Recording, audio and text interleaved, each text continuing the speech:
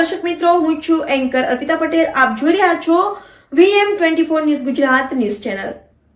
જોતા રહો ગુજરાતના દરેક જિલ્લાના ન્યૂઝ VM24 ન્યૂઝ ગુજરાતમાં. સુરતમાં વસતા સૌરાષ્ટ્રના સર્વ લોકોએ સૌરાષ્ટ્રના સાવજ એવા લોખંડી પુરુષ શ્રી વિઠ્ઠલભાઈ રાદડિયાને ખરા અર્થમાં સૌ સાથે મળી રક્તદાન કરીને શ્રદ્ધાંજલિ અર્પણ કરવામાં આવી હતી. કોઈ વ્યક્તિની જિંદગી બસી શકે તેવા લોકસેવાના નિસ્વાર્થ ભાવ સાથે સુરત શહેરમાં સૌરાષ્ટ્રના સર્વ લોકો દ્વારા લોખંડી પુરુષ શ્રી વિઠ્ઠલભાઈ રાદડિયાની 5મી પુણ્યતિથિ નિમિત્તે મહારક્તદાન કેમ્પનું આયોજન કરવામાં આવ્યું હતું. આ આયોજનમાં સુરતના મોટા વરાછા ખાતે આવેલ કોમ્યુનિટી હોલ ખાતે રાખવામાં આવ્યું હતું. કાર્યક્રમમાં જેતપુર જામકંડોળા વિધાનસભાના લોકપ્રિય ધારાસભ્ય અને શ્રી વિઠ્ઠલભાઈ રાદડિયાના સુપુત્ર શ્રી જયેશભાઈ રાદડિયા, શિક્ષણ મંત્રી પ્રફુલભાઈ પાનસેરિયા જેવા અલગ અલગ મહાનુભાવો ઉપસ્થિત રહ્યા હતા.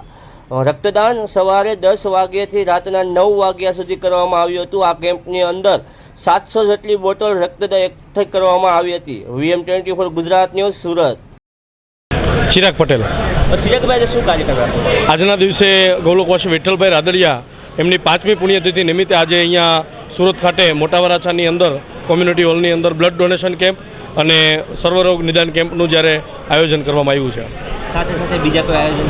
સાથે સાથે અહીંયા અમારા જેટલા પણ મહેમાનો બધા પધારેલા હોય એ સર્વેનું અહીંયા સન્માન સમારોહ છે.